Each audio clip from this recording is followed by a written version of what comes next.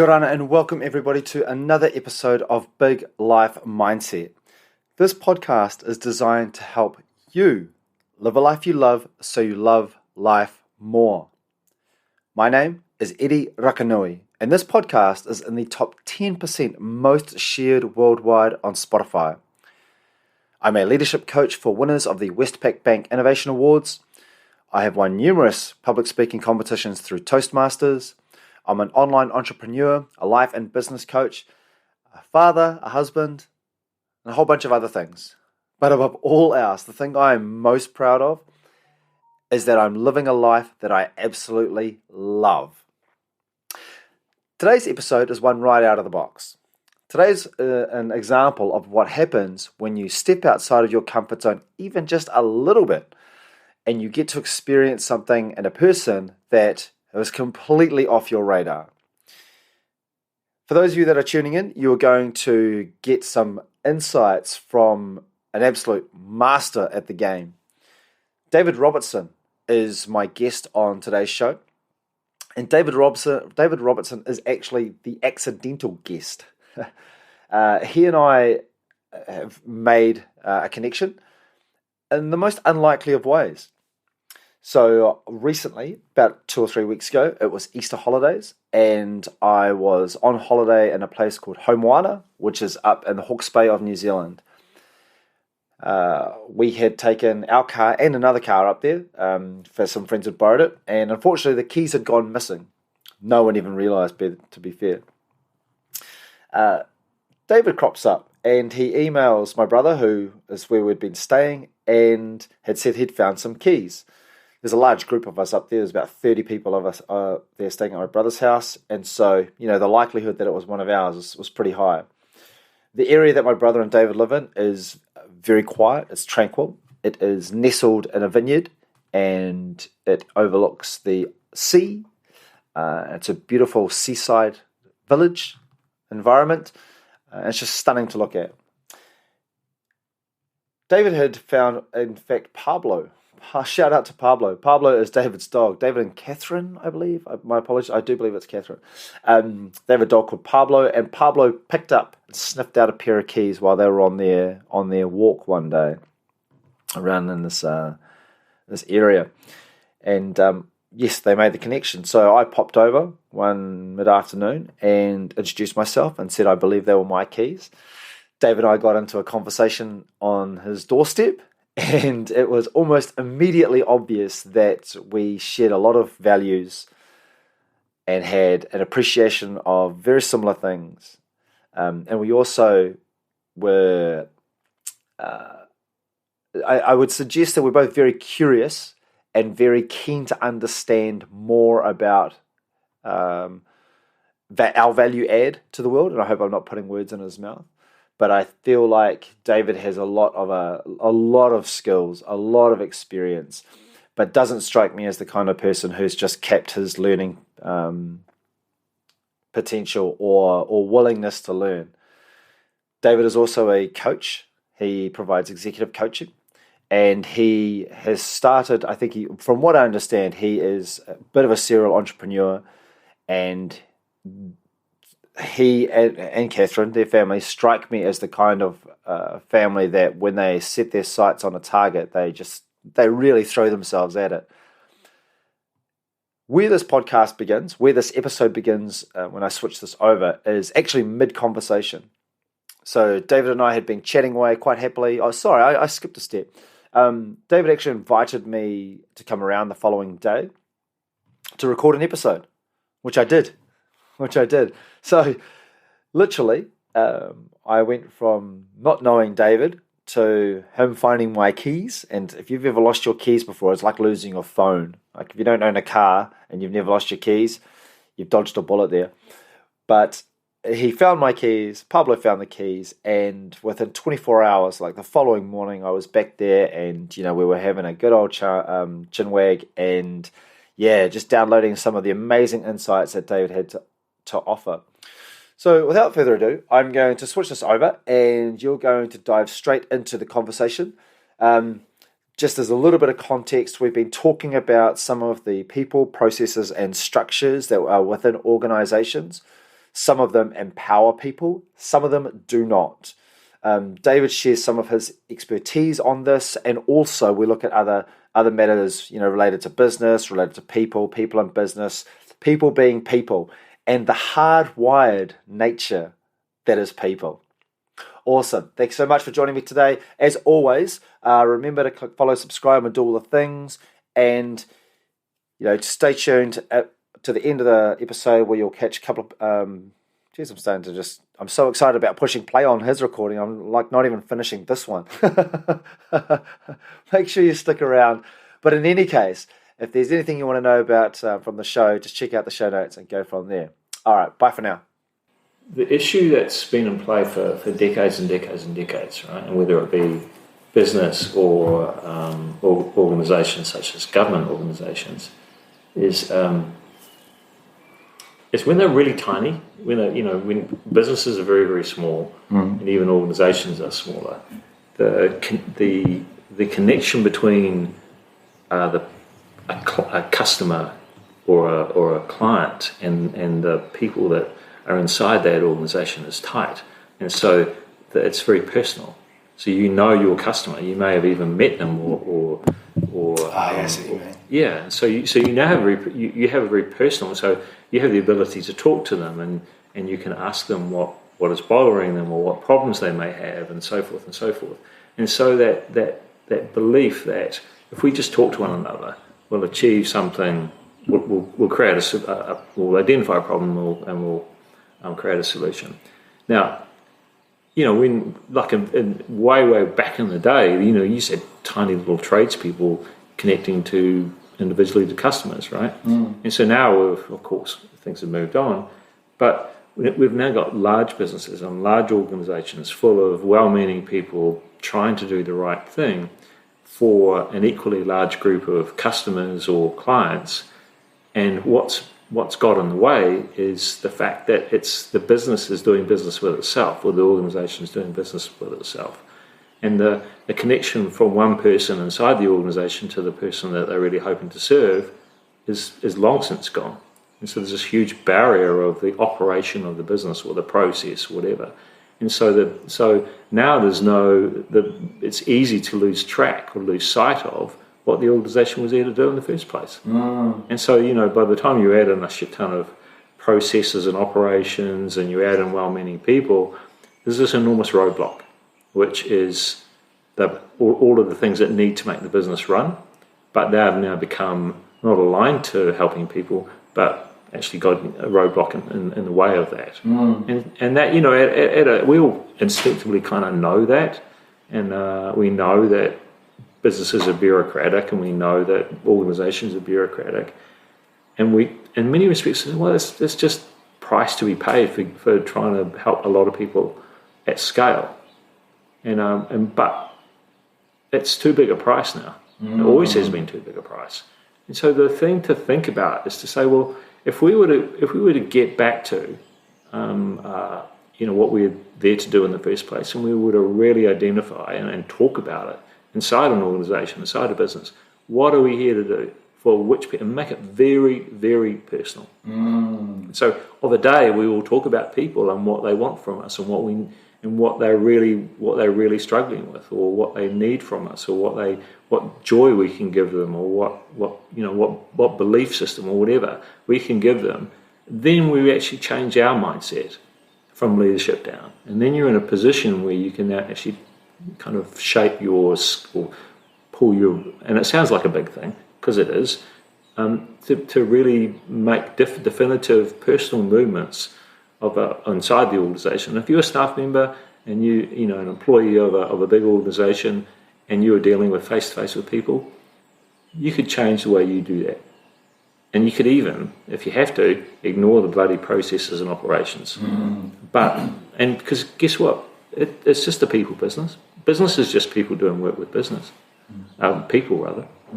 So if you were to revert back to that, you're right. You're in a really brilliant place. I think so. I find it particularly frustrating when say I turn up to a bank and having a conversation with them.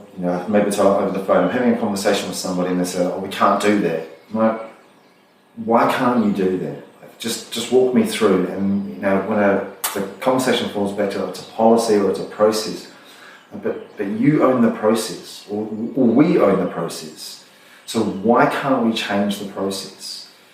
And so often it's like a box that's been defined, and I don't fault the person I'm on the phone with. Like, I know that they're just implementing and playing on the rules that somebody else has crafted, but it's where I think it's a simple. Maybe it's not so simple, but if we own the process and we need the process to work for us, well, how do we change that? Because if the outcome is you and I get a win-win situation and the process doesn't allow for that, then what needs to change here? Do I need to lose out of this transaction? Do you need to lose out of this? Like, why can't we, in my mind, why can't we look at the outcome, focus on that, and then reverse engineer the solution so that I know exactly when I take this next step, together we're going to keep working towards this. Yeah. I like to see that kind of conversation unfold. It's frustrating when it doesn't. Yeah, well, so I think you and every other consumer feel the same way. Businesses have gotten larger and more complex, and they've also grabbed up a whole bunch of technology, which has just added to the complexity. And so what business has realised that it can actually do a lot of things for itself. It can change processes. It can get people and employees to do exactly this thing by using technology and by really tightening up in operations. Because then you could add efficiency and effectiveness, and that's great. It's a really big exercise, the enterprise, to do that. And it's been going on for decades. And because they've embarked on that, and then but once again they've lost track of, well, is how much of that's good for the customer. And they haven't asked that question. And so what you're now seeing, and particularly after COVID, you're seeing every consumer on the planet, almost every consumer on the planet, saying, you know what, my value system's changed. COVID is a significant change of value systems. So with a value system change from a customer, which is to your point, is saying, well, why can't you do that? Why do I have to lose as a customer? I'm a customer, for heaven's sake. So what you now have is customers saying, no, I think you'll find that I'm in control. I'm empowered. I will use my purchasing power to decide and to punish you if necessary, or to empower you if necessary to be a better business. And is that behaviour, talking about hardwired, is that like a hardwired latent behaviour, or it's not a hardwired behaviour, or? Yeah, well, it's definitely hardwired. So I think if we just go back to COVID, I mean, it's kind of a broad subject, but if you think of it in a very simple way, pre-COVID, we as a society with organisations and businesses, we've been tracking one way, and that tracking of one way was very much business was in control. The organisation was in control. We as consumers were accepting of that. Now, it was starting to change with the internet. We had more choice, so we could choose. We had infinite choice around which business to engage with. So that really opened that up. However, we were still very much in the guardrails of what it meant to be a consumer and what it meant to be an employee. And what COVID did is COVID didn't change any of that. What COVID did for us, it showed us that we had to take care of ourselves. So here we were. And there was this worldwide epidemic. There was no vaccine, no one to bail us out, no one to rescue us, no one to save our lives, or our family, or our children, nothing. And so suddenly we went, goodness, I'm on my own here. And so with that, it was a very traumatic experience, and for everyone. And there was this moment when we went, goodness, that actually changes everything. So now I have to now think about myself. I have to think about, I came very close to looking down the barrel of a disease that would kill everyone on the planet. There was that sort of level. And so it made people reassess their values. So why should I be a commute 2 hours every day to go into the office? Why don't I stay home and look and engage with my kids? Why don't I Why am I changing my job? Why don't the Great Resignation? Why am I accepting that stuff from a business when I could ditch that business and go and be a customer of another business? I'll find them and I'll be a customer of that business, and which then enable businesses who are genuinely humanistic in their approach to flourish, and that then became a way of other customers saying, hey, you've got to come to this humanistic business with me. It's awesome. And so the knock-on effect was one of like a domino effect. The manifest change in the way we thought about our lives, our value system, the way our emotional drivers, our behaviours, what we were hardwired for, was completely and utterly flipped on its head with COVID. And I cannot describe the change at a humanistic level. Massive. And so now you're in a situation where it's a number of years, 2 years or so down the track, where you now have customers saying, well, if you're unable to be a value-based business, I won't be a customer of yours. And if you're unable to have these values as a business, I won't come near you, and I'll tell everyone I know not to. And so you now have a customer. You're a massively empowered customer, you see, and so or consumer. And so we have a term we use in our business called the forensic consumer. The forensic consumer.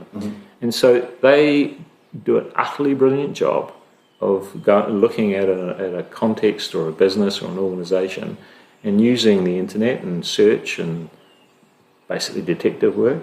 They will find everything there is to know about that business and how it's relating to values, how it's relating to sustainability or pricing, whatever the case may be. And they will tell the world. So that business is right on point now. And the thing with the forensic consumer, what they're utterly brilliant at, is spreading that word so widely, so fast. For I was going to say good and nefarious means, I can't think of another phrase, but even if their take on what they've understood the business to be about isn't actually aligned with the business, so they're interpreting how they've interpreted that information. They've gone, hey, everybody, this business is terrible, based on how they've... Yeah, well, they're finding, with the forensics, they're finding evidence. Oh, right. So they're coming from that. It's coming from an evidence-based perspective. So these guys say this and they do this. Yeah, that's really powerful. They say they're for human good, and yet they use slave labour and child labour and such, right? And guess what? I found out. Yeah. And the world knows in about an hour or two. Yeah, that's right. Yeah, which is entirely, it's a value systems play. It's brilliant because it makes the whole organisation and business world very transparent. It also exposes behaviour that should not be in play. So broadly, you've got a consumer who's shifted their whole value system into a hey, it's about values rather than about towing the line, and it's then that consumer group is now saying, well, if you don't share the same values as me, as a business or organisation, I'm not going to use you, or I'm not going to become your customer. And if you're an organisation, I'm going to kick up merry hell to make sure you're doing the right thing. So it's a massively different dynamic. And we're only just seeing it now. We're only just seeing 2 years down the track it's starting to really come together. And so for the business that you run and the clients that you bring on board, are you helping them paint a snapshot of where they currently are? Or do you give them a snapshot of where they are and help lay out a plan for where they hope to be? Or what does your... Yeah, that's a good question. It's the starting point we say to a client. And I guess the thing we've been challenged with is we won't work with clients who, like, we would never work with a tobacco business or anything else, but you'd even be struggling to work with a bank, for example. So the core thing that we believe makes a business successful, will make a business successful, but it's more successful than it's even thought possible today, is one thing, is if that business truly believes that it can align what it wants with what its customers want in a really value-based way, then the customer gets what they want, the business gets what they want, they share the same values, they share the same beliefs, which are inevitably going to be good for society and community and family. And then that business grows and the customer will help the business grow. And so the business has to be a good business, right? It has to have values. And so, and I think that's the thing, we believe businesses ought to be an asset for society rather than just there for pure play profit. A good business can and should be profitable, but it has to be aligned in values with its customers. And when you do it, my goodness, the growth of it was crazy. Really? Oh, it's just outrageous. Outrageous in a good way. Yes, of course. So that's our world. We say, well, so to do that, if you have to paint that picture, and so to do that, Mr. Business, Miss Business, Mrs. Business, you have to say to yourself, what are my values? What am I here to do for my employees and customers? And what, out of all of that, how do my products align and my products and services align with that? And so we then say, okay, we have to do two things at once. We have to understand your customers, what they truly want and need, what they truly value. What are you, and we're the same for you, what do you truly want and need, what are your values? And then it becomes the job of overlapping the two. Okay. And so a business then says, hey, we want this, we want to do this for customers. We really want to deliver this. We believe in this. And then the customer goes, God, I want that. And so rather than the business selling anything, you're helping customers buy that thing. Okay. When you hear about the phrases like behavioural science or human-centred design, talking about value propositions, because the phrases have started to be almost used as in some situations I've seen them kind of used as a smokescreen. Yeah. Say, we're doing this thing based on what our definition of this thing could be. Let's say human-centred design. Where you see this start to happen, how do you help companies understand what the distilled truism of that thing is? Like when you talk about like designing it for the consumer or having the consumer at the heart of this thing, how do you get them to understand, like when we talk about it, this is what I'm talking about. I'm not talking about anything else over there. This is the very tight definition that we have. Yeah, that's a great question. In fact, on Thursday I was with a client and we were having this exact conversation, and it was a very challenging conversation. Cool. But it was brilliant. Really lovely people. However, they have a business that is a great business, very values-based business. And so all the things you're talking about, value propositions, purpose, a set of values and mission and a vision, all those sorts of things, right? And so, they are valuable things, right? And essential. Well, they were at least.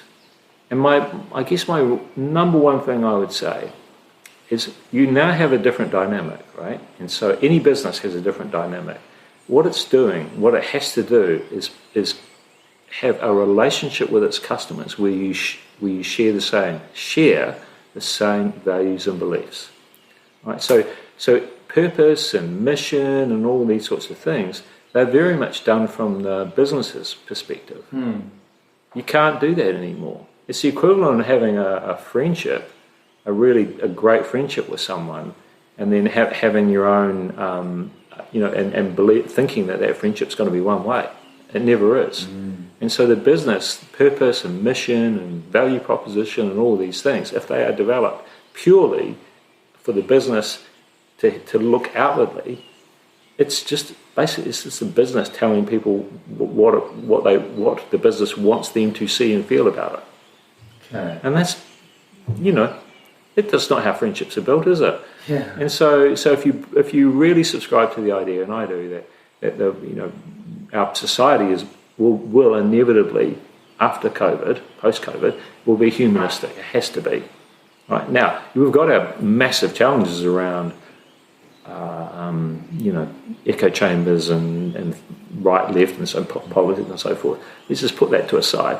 But humanistic, we've figured out that the only way forward actually is to operate as humans rather than work robots. And so what a business now has to do is say, well, if I want to succeed, I have to have a relationship with my customer that is shared. And you're not asking that customer to tell you how to run your strategy of your business and how to go about your business or anything else. But what they have to be as much a part about the belief system and value system of your business as you. And then and only then, well, boy, will they help you grow. Really will. And so this whole idea of value propositions and everything else, all fine, sure, but me as a customer, I don't care about your value proposition. It's your thing, not mine. Your purpose, your thing, not mine.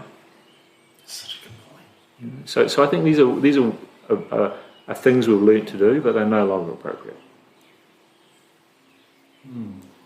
I found, so do you mind if I share a goal with you? No, go. Cool.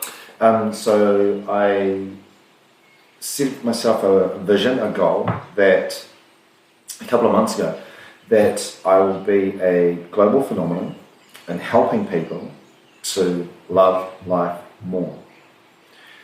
Now, during the course of this conversation, that's helped me look at it in a different angle than I had been.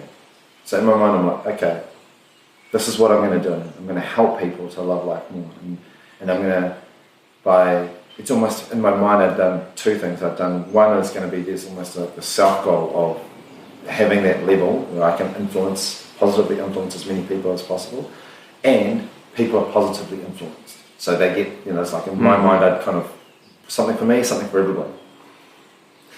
Hearing this part of the conversation, it's made me think, okay, if I was to revisit this, and something that I should add as well, that I found extremely powerful by having that single-minded purpose, is it's allowed me to channel things into, is this going to help me help other people or not? Yes, great, we'll keep doing it. No, we'll park it for now. So it's really acted as a filter for a lot of the activity that I've been doing, coaching and podcasts and all those kind of things. But it has made me, I've almost reached a stage where I'm deliberately creating tunnel vision around the vision, around the goal. Because I'm like, okay, I don't want to distract myself, and I almost don't want to lose that laser-like focus that it enables. But I do wonder whether it does mean that, if I had had this kind of conversation a month ago, I probably wouldn't have been as receptive to it as I am right now. Like, and its ability to help me reflect on it more. Did I have a question? I felt like I had a question in there somewhere. I felt like the question was around maybe less the vision and more about, going back to your point around, am I being conscious enough of who I am hoping to positively influence? And have I factored that enough into the things that I'm doing without, because I'm a perfectionist, like I could overanalyze this thing for a long time. But at what stage should I say, what, this needs to be tweaking, or what does this mean, or what does this look like? And I don't know if I do have a question in there. I think I've got 10 questions, but none of them are like a critical one. Yeah, it's perturbation, isn't it?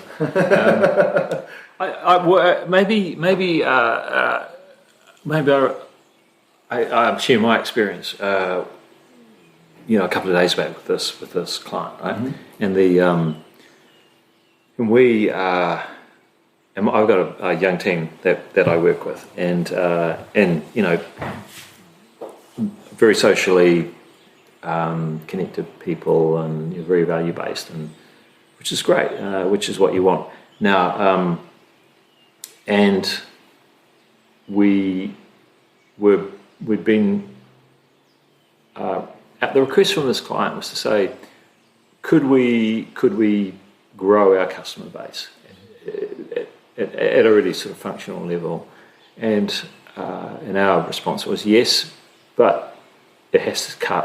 You have to go all the way back to the core, because we don't believe that your core is where it ought to be. You're a great business.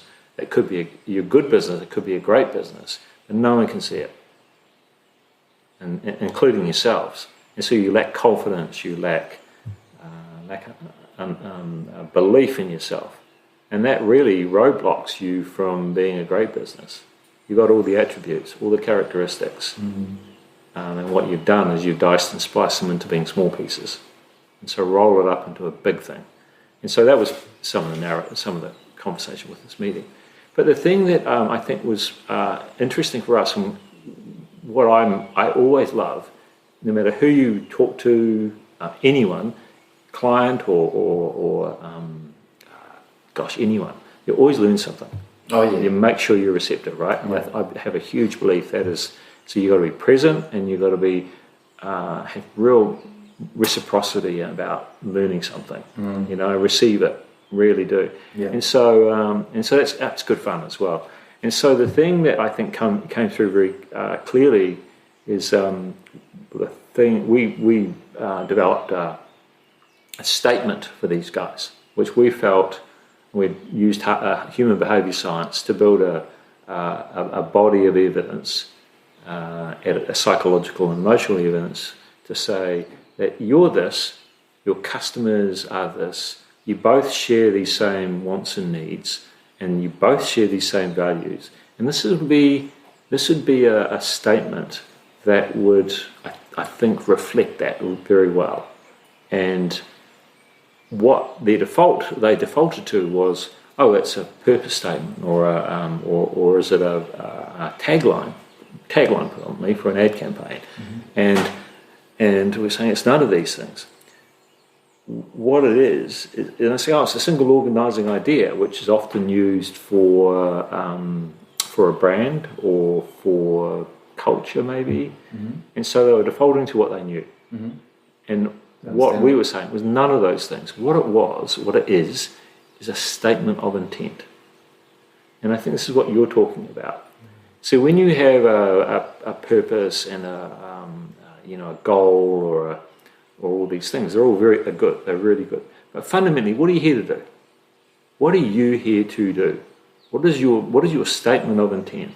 It's not a vision statement. It's not a mission. And it's very tangible and practical. I am here to go do this. So my belief is, my statement of intent is, I want to help as many businesses in this world to be an asset for society. I believe if businesses were an asset for society, it would be a different world. And it would be a different environment for business, and it would be better for everyone, more value-based and so forth. So my statement of intent is, if I can do anything at a very practical level, is help as many businesses as I can be an asset for society. I love that. And I've got this great leverage where if you can be an asset for society and grow and be more profitable than you were before, because I want to show businesses how they can do that. Oh, that's brilliant. And so that's the two things that I can hold and say, look, if being an asset for society doesn't come with any risk or any negativity. In fact, it's a very much more powerful, more value-based place to be. And so that's my statement of intent. It's not a purpose or anything else. It's just so I can definitively say, that's what I'm here to do. Yeah. And that's what I'm focused on. That's it. So everything I do is focused on that. And I can hold it lightly. I don't have to, make it such a tight goal that so therefore I can accept many people to help and support and guide I like that, hold it lightly. And whenever I describe this, about kind of where I am and where a goal might be, and just use it on myself, I said I always look at, okay, well, here's where I am, here's what my goal is. I want to spend my time doing the things that I'm deeply passionate about, and wherever I've got knowledge or skill gaps is because I find my goal, and I've got this exceptional goal, I need to surround myself with people who are going to bring exceptional people. Where are they going to plug the knowledge gaps, the skill shortages, etc., so I can continue to focus on the the things that I love doing, like this. I mean, I love doing this, like connecting with people. I love it. It fills my bucket. And then understanding, well, this is what it's going to look like. These are various pieces of the puzzle that are going to help me get to here. And that holding it lightly, I think, is a nice phrase to describe that, because sometimes there's the desire to, I'll just do this and I'll take more time because it'll get it done to exactly the standard that I want. Don't worry about the fact that I've only got 24 hours every day.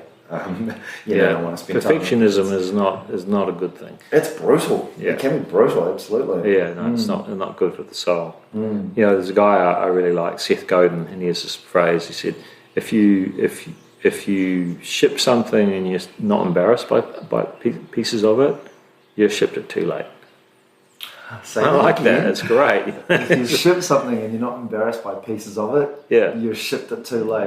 Yeah. It's too perfect, Come on, just ship it. It's your job to get it out there. Yes. That's your absolute job. Get it out there. And the faster you can get it out there to as many people as you can, that's your job. Nice. You've shipped something and you're not embarrassed by parts of it. You've shipped it too late. Oh, that's beautiful. I have you're familiar with Kaizen? Yes. So, and my son, I named him Kaisen after the Japanese concept Kaizen.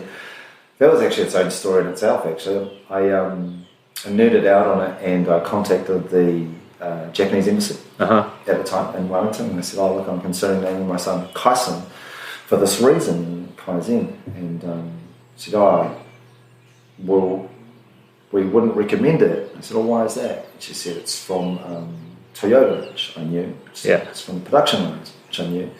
And then she said, so it's kind of a working class phrase. And my family's working class. Yeah, and mine. It's instantly. It's like, thank you very much. You just, nailed that for me. So anyway, Kaisen, that's where his name is derived from. But are you familiar with a concept called wabi-sabi? Mm-mm. So wabi-sabi is another Japanese concept, and it's over-distill it in my Western mind. It is basically an appreciation of the imperfect and finding beauty in those imperfections. Yeah. And so the sweet spot that I like is where Kaizen, improvement or continuous improvement, meets wabi-sabi, where yes, you can continue to improve this thing, but when there's a point where you don't need to improve it anymore because it's beautiful the way it is, it's got the imperfection. Leave the imperfection. That's what makes it. Well, that's human. Yeah. I think that's the remarkable nature of human design, right? As when you embrace the imperfection. I think that's that. You talked earlier about process, right? You can't build the most ultimate process or the most ultimate operational model. If you do, you basically squash all the humanity out of it, right? And same with design. We all know when there's a piece of design and you go, oh my God, it's ugly but it's amazing, or it's beautiful and it's kind of rough around the edges. You go, that we love that because we're humans, right? Yeah. And so perfection's hard for humans. It takes too long. It is. My wife's a novelist. And one of the things she constantly grapples with is writing a novel that's perfect, because it can never be, of course, right? I can only imagine the turmoil that you can go through, like I described with documenting my own experiences. It's where every word has to be perfect, and it's draining. Yeah, and by nature you're never going to finish it. It's never perfect. Yeah, I mean the analogy I like using, which seems to catch most people get, is when you look at a rainbow. Like whenever I look at a rainbow, I don't know if I've ever seen a fully formed rainbow from start to finish. It's always got these bits missing, but it's a rainbow and it's beautiful. Yeah, that's right. So and that's the same with anything, I think. And so I think that this is it's a perennial problem, right? So we've kind of and why I think COVID's kind of been interesting. We're on this fast track for pre-COVID for. The perfect career, the perfect life, the perfect being a perfect employee, the perfect, profit ratio, blah blah blah blah blah, all of these things, right? And COVID, which is just happened to be COVID, just disrupted what was important. And what was important was not the perfect stuff. It was the, being at home where your kids want to go for a walk and you take them to the playground, or you take the dog for a walk, or I don't know, things like that, I think so, yeah. That simple stuff like that, you think it's grounding, right? And there's a massive body of, spiritual stuff, but fundamentally it's just get, if you can be really present with where you are whenever you are, awesome. Yeah, absolutely. Yeah. I had a moment up that hill, when you go up to, so instead of coming, I'd say Home Road, the one that goes up there. So a group of us walked up Home Road, and there's a section up there that hasn't been developed, and it's on a little bit of a rise. And I'm sitting up there with my friends, and we're looking out, and had a moment of just being really present, where I just scan from right to left. And rather than focusing on anything, because it's just so beautiful, right? There's just so much to see. It was just looking at different shades of green. And that's all my eyes did, was just look at a different shade of green. And it just allowed me to cut out all the noise, all the everything, all the thinking, and just focus on something that is so simple, and it's so beautiful to look at. And so easy to look at. And my eyes wanted to keep in that space, and I hadn't been able to exercise that level of being present in quite a while. Well, I think it's being accepting that experience and being with it. It's a huge leap of faith for many people. The idea that because you could really. Perhaps say, isn't that a waste of time? It's a waste of being sitting there and looking at a landscape, right? Really? Shouldn't you be doing something? And that's a real mindset that many of us have had, and therefore we know, of course, human behaviour science tells us this, that your brain needs quite a bit of time to just do nothing. Your subconscious is a monster device. There's this gigantic big computer sits there. You could feed stuff into it, and it'll spit things out, spit answers and problems and weird things, inventions and God knows what else. But it needs time. And so if you fill up your brain doing stuff, subconscious doesn't get a chance to work. And so I remember having this sort of a little bit of an anxiety. I've been a cyclist all my life, and so what I was doing, I started to ride the bike during the day, in the middle of Monday to Friday. And what I thought would happen is that I could program a question into my subconscious. So, okay, what is the such and such? How could we solve such and such? Or how could we whatever? Go for a bike ride, come back, and something might come to me, and I think it's nonsense. It won't happen, but hey, I'll try it. And so I must have read a book at some point. And so anyway, off I go. I try this, and I come back, and I had a pen and a piece of paper, a pad on my desk. Walk in cycling clothes, still into the office, and go, I got it. Oh my God! And that happened all the time. I love it. And I wasn't trying to solve the biggest problems in the world, but it'll be, I just ended up having the faith that it'll come to me. And so that as long as you give it time and you once again you hold it lightly, you're not sort of go, I want the 100% perfect answer to such and such. But what are the themes that have emerged, right? It's such a really, it's such a powerful and seemingly simple thing to just take with you. And so I'd coach a few executives, and there they are, with back-to-back meetings on a daily basis. And these guys are tasked with making the big calls. They're leading an organisation, a big organisation. So their job is to think deeply, think widely, be smart, be intelligent, be strategic, and really think widely about what you want to do with this business. And I guess my coaching is, how can you do any of that if you're in a minutiae of meetings that just go every single day in, day out, week in, week out. How can you do that? So you got these smart people who are not being smart. Yeah. Can't be smart. And it's a bit sad, really. Do you think some of it is some of it down to prioritization, or is it just their time management, or why are they? I mean, because it's not a one-off person, right? You're seeing this a lot. Why do we continue to see this? Oh, I think that once again it's the business machinery. And the business as a machine it's become the machine, and so the machine needs lots of meetings and lots of people making decisions about small things or other. And so there's, if you were to halt the machine and go, right, let's just stop all the meetings and have a half day every day and think about what can be. I mean, I'm not sure whether it would be a different business, I'm sure. There'd be a lot of panic as well. It's like that's a significant shift. Yeah, that's right. You're in you're having to it's like getting off drugs or something. It's like the drug is to be busy. Yes. Yeah, absolutely. People feel very self-actualized when they're busy. I'm doing a good thing. I'm doing the right thing. Yeah, maybe. But could you be doing a better thing if you stop and think? So I think that's and often stopping and thinking means just often shooting the shit. Yes. Yeah. God, it's amazing to do that as well. Yeah.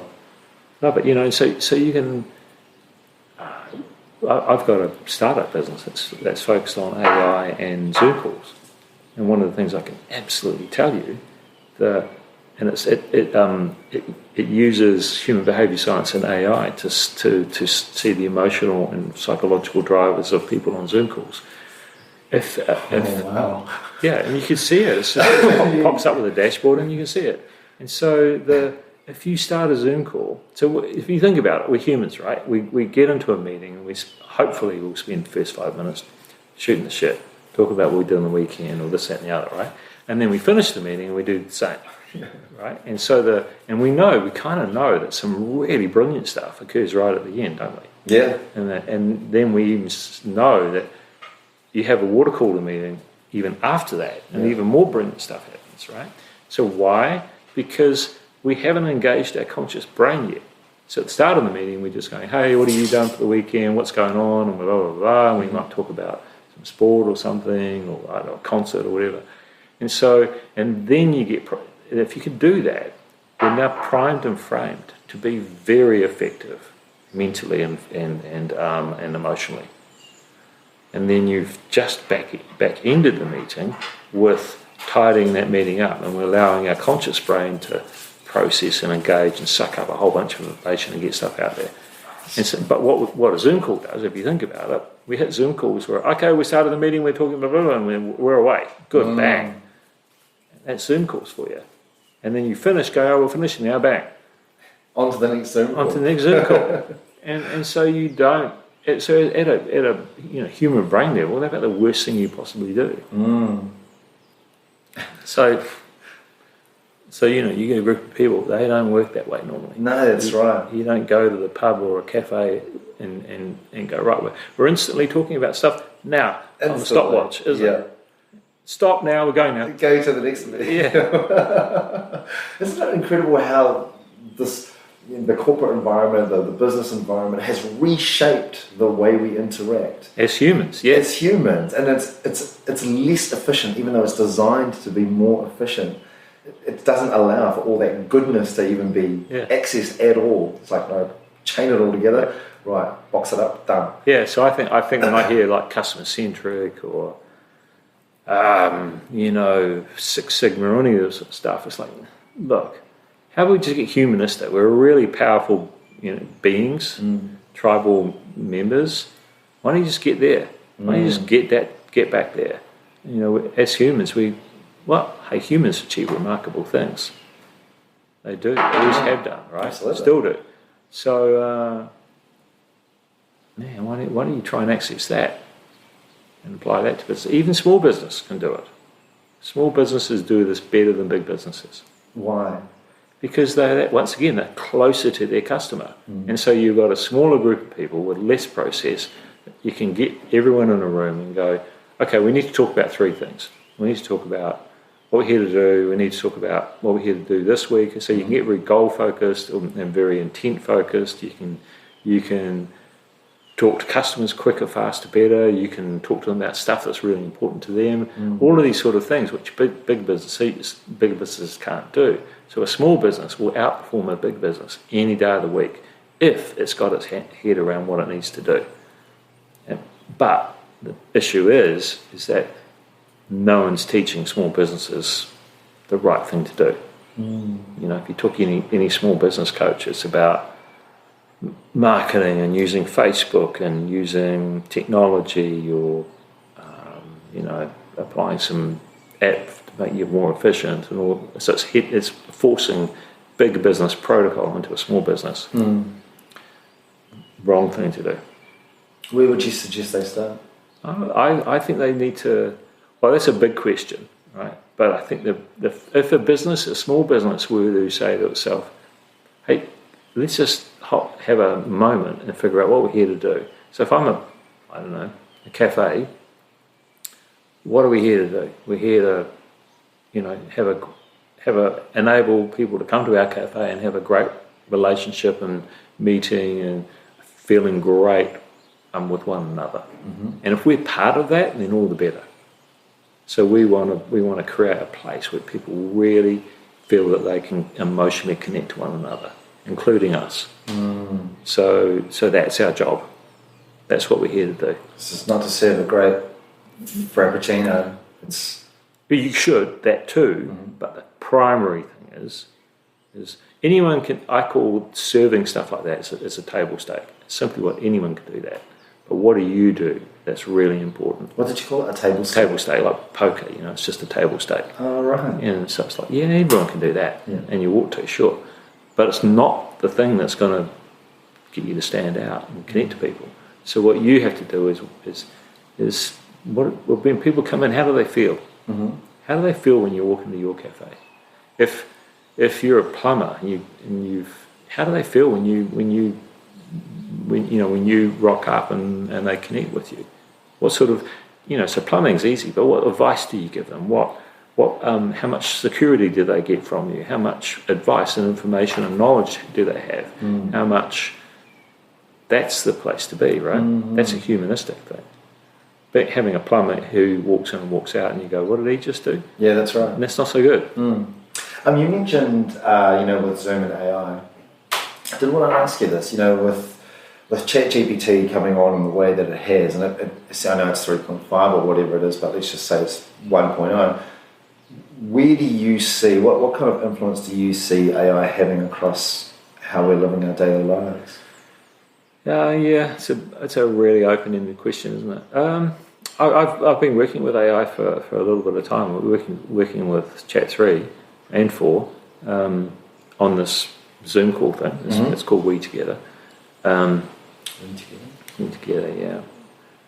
That's probably my favourite terminology of all time. Cool. But I'll get back to that. So I think we'll see AI. I've said this right from the get-go. AI is neither as good as you think it is, nor as bad as you think it is. Somewhere in the middle. Somewhere in the middle. And so it's valuable in the respect that it can do a lot of stuff which you don't have to do. It can write a board report, or it can do some bloody good research. It can do a lot of grunt work, but it might not necessarily do it in the best way. It might cut corners, so it's worth knowing. But it can do a bulk of the stuff. It can get you off the ground and get you running. So that's entirely a good thing. If that stops you being so damn busy, then good. Yeah. All right, and you have more time to think, then good. That's brilliant. It's when we over rely on it, or we accept anything that feeds us back. That's somewhat of a problem. And so the problem will be trying to figure out what's what. Is it true? Is it not true? Is it BS? Is it not BS? That sort of thing. That, I think, is going to be our challenge. I think AI, there's a million types of AI as well, and so we're very much as a group, we're heading into a place we don't know a lot about, and so AI, in its most simple level, can just be sensor based. It just senses. It's like mechanical learning. It just uses a bit of algorithm to learn something that a human no longer needs to do. Yeah, nice. Stop go guys on a roadside on a roadworks. AI could do that, and it could do it really, really well. You don't need 2 stop go guys anymore. Gosh, it's just that simple. A level of detail that I don't think most people would even considered. Yeah, so it'll bust a whole bunch of stuff like that. But I think the fear, and do I think it will be a sentient being? Probably. I don't know. So it's quite remarkable. We've used AI and got it and taught it how to process Zoom meetings for emotional and psychological drivers. It took a long time. Where were the building blocks? Where did they come from? Like, if you had to pinpoint some aspect of research or somebody had developed something, what was the thing that you said, oh, this is the thing this is what's going to, this is going to be a fundamental piece of our puzzle? Well, I think it still is. I think we will for sure be heading and using AI for human behaviour science. And we already are. We're already heading that way. So it means that we can do analysis of humans in their context and their emotional drivers and their psychological drivers, and we can do that with AI rather than us individually interviewing every single person or that type of thing. So we could get some scale and speed using AI, and still keep it very, very humanistic. So I think that's probably where we will be using it. So I think that's where many businesses will find themselves. They'll be able to take a lot of basic grunt work and just get AI to, put them at a level which is far superior to where they were before. I think so too. My experience of chat was, and I'm just scratching the surface of the surface, right? But my experience was I'd set aside some time. I have a small coaching business, and I wanted to create cover letters, service level agreements, contracts, and program outlines. And I'd block out this time in the afternoon, 3.5 hours, whatever it might take. And I thought, actually, why don't I try see what ChatGPT does? And then I put in the prompts, and then it spat it out in about all of 3.5 minutes. And I thought, okay, that was frightening at how not just efficient it was, but it gave back the things that I needed. And I know a lot of that came down to the prompts that I was supplying. Yeah. But it really, I think that was the first time something had blown me away in that light. Okay, this is how much mental headspace I feel like I'm going to need to commit to this, and how much time, and this is what AI just returned back in a matter of minutes. That was the first, I think, aha moment I had with using it. Yeah, even at a very small scale, that was a moment for me. But that's okay, you might consider it a small scale, but when you apply that globally, look how much time people are getting back, right? So, and I guess I would look at it rather than look at it in a negative way. You say, well, doesn't that now mean you have more time to do more interesting, more important, more inventive, more creative things? Yeah, that's a good thing. Yeah, absolutely. We don't need to do any of that. Writing all that crap. It's not very useful. I agree. So it's the same. It's exactly the same as industrial age when you were getting equipment that made that assembly line basically. You talked about Kaizen, right? So it's not. But AI comes with a ton of human emotional concern. It's going to do us out of job. All of those things. The same narrative existed with industry. I've said the same thing. Yeah, mechanised industry, right? Even when the first wheel was invented, people said, "Hey, we're talking change. Yeah, that's all we're talking about, really. It's just change." Yeah, and it is a big one. It is a big one. But hey,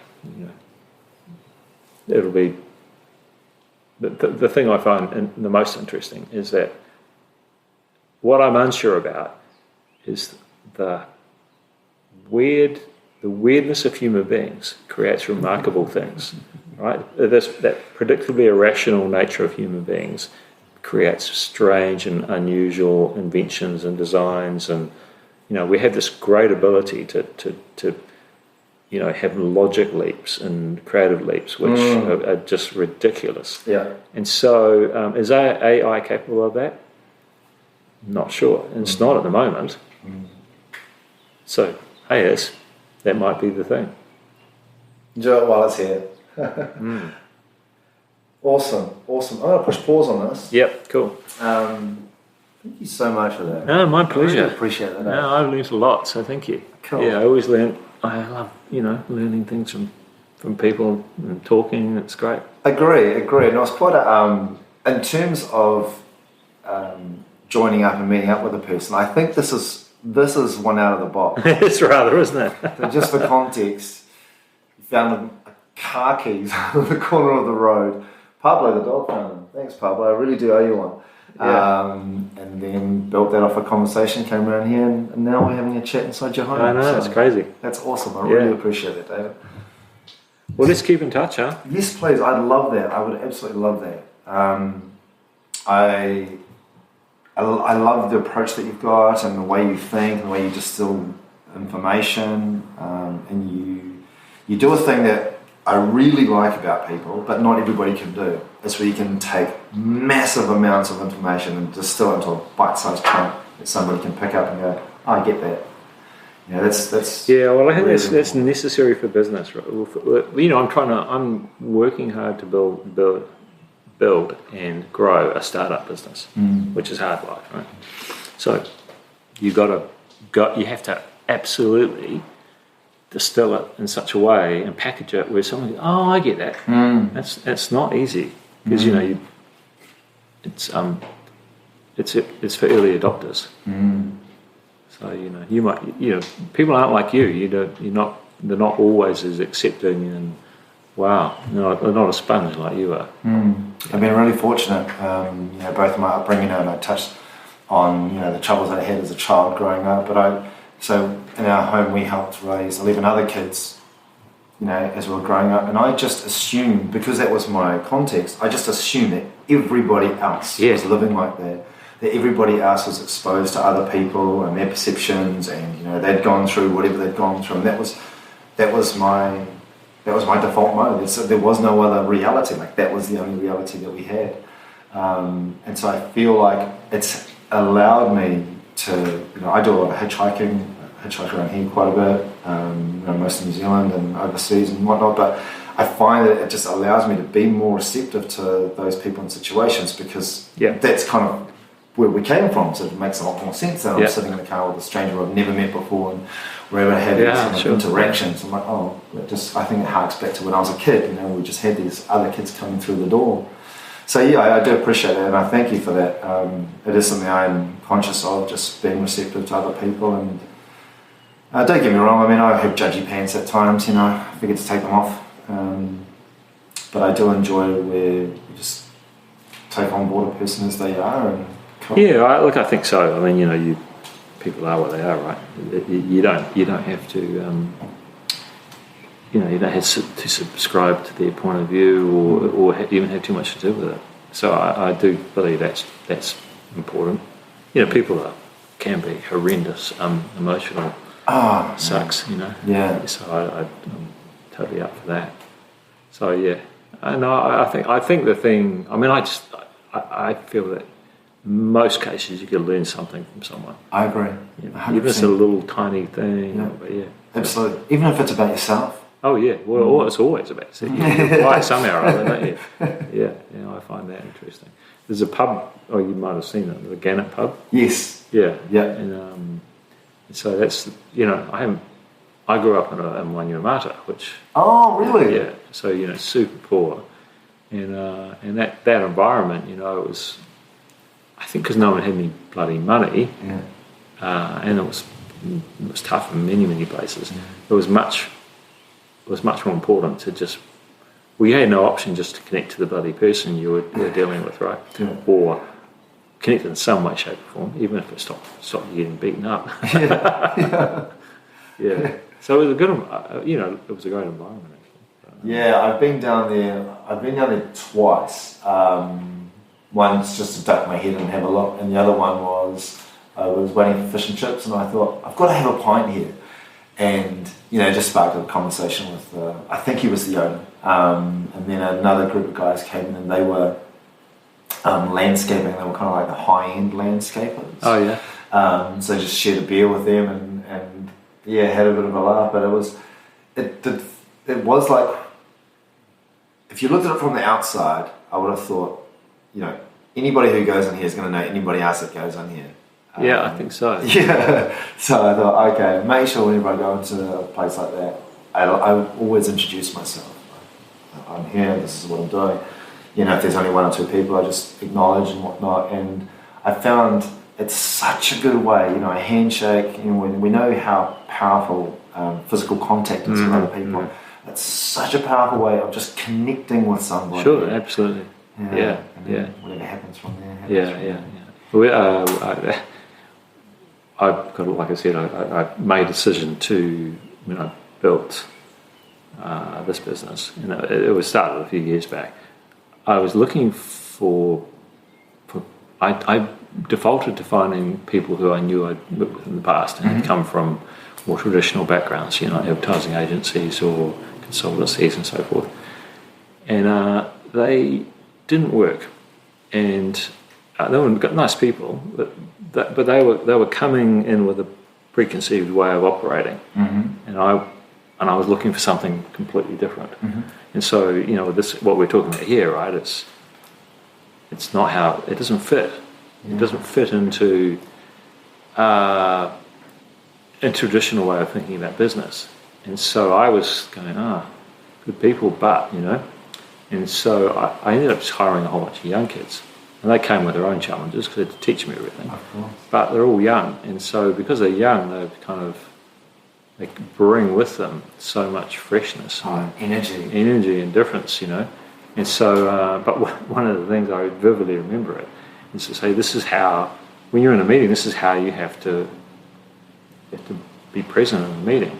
And so, to your point, this idea, you can't, walk in and go, hey, how you going? No, I want you to walk in and you go, hey, I'm David. Eddie, pleased to meet you. Shake, look you in the eye. Yeah. So the young woman, who kept, straight out of uni, and I was teaching them how to shake hands. It's so funny. Wow. No, like this, no more of that. And so such something so small was so profound, It is. It really is. Yeah. And I understand that as well. So when they leave, this is what you have to do. And so I've had these kids who are just got the basics nailed, and now they're like, far out, fantastic, They love seeing a lift in confidence as well, as a person. One of the concepts or principles I help people that I work with understand is, if you're looking for that growth, like irrespective of the facet or the environment that you're describing, it's public speaking, this is where you're comfortable and this is where you're uncomfortable. And this bit here, that's your growth, right? That's your stretch. And so helping people put themselves into uncomfortable situations, and as they familiarise themselves with those uncomfortable situations, their comfort level grows, and so does their confidence. Yeah. Until eventually, here's their new comfort level, and their new uncomfortables out there somewhere. Yeah. And that's, you do that, but you can. So we do cultural work, and that's exactly how you build culture. You don't, what you can't do, you can't throw someone off the deep end and go, hey, swim. You can't do that, right? You have to go step by step.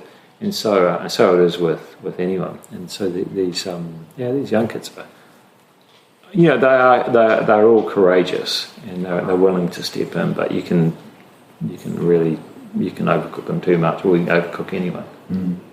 We were at a meeting with I really enjoyed this. We were at a meeting with Ministry of Social Development, and we were presenting some hardlight stuff, and I think we were supposed to be meeting like 8 people, and true MSD style, the work was really insightful to them, And so, and I had, I had three, I think, three young guys, and two of my sons work for me. Oh, that's cool. Yeah, and the youngest, who's really brilliant at the inside work, he was there, and I had two young women, and he was going to do the bulk of the insight presentation, and I was watching him, and he said, "Oh, hey, we've decided that we're going to invite a whole bunch of lead team people, and it's about 35 people there." And so all that, for me, it's like, yeah, whatever. And it's like, oh my God, this will be so nerve-wracking for these guys, huge audience. And so my son Finn and I gave him a big hug, and I gave the others a big hug. It's like I'm sitting there, like his hands were shaking, but he went. He's like, well done. Yeah. I was watching him. He's like, well done, good boy. Nice. So it's really lovely to see. As you say, it's like it's entirely uncomfortable, but I now know what to do about it. Absolutely, yeah. Absolutely great. It's quite, coaching is awesome in that way. It is. I find it incredibly rewarding and enriching and satisfying, all those positive things.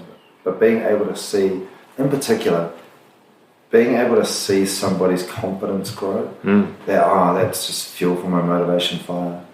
And when I see somebody that happen, I brought on board a VA, and at first we barely string 3 words together, and she's only been with me for 6 weeks now, and already she's making mistakes and posting stuff online, which is brilliant. Said, I want you to make mistakes, make lots of them. Keep finding your way, it doesn't matter. And so she did the thing where she put a promotion up for a coaching program that I've got, and she put it online, and it didn't look like it was written by me, it didn't look like any of my imagery, it looked really off-brand, if you want to use that phrase. And I was so proud of her for being able to do it, because she just did it. It was like without fear of anything. She just went out and said, well, I'm going to try this. And my wife and I talked about it, and Debbie said, what do you think we'll do? And I said, nothing. I want her to make this. I want her to just keep owning as much of it as she can. And we'll come around together, give us some guidelines and but for now, just be comfortable doing stuff, getting it out there. That was a real feel-good moment for me. Oh, nice. Yeah, it was. Cool. Awesome. All right, man.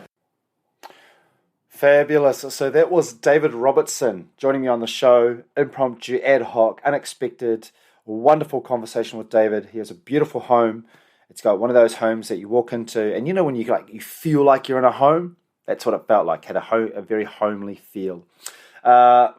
Big, huge thank you to David and Catherine.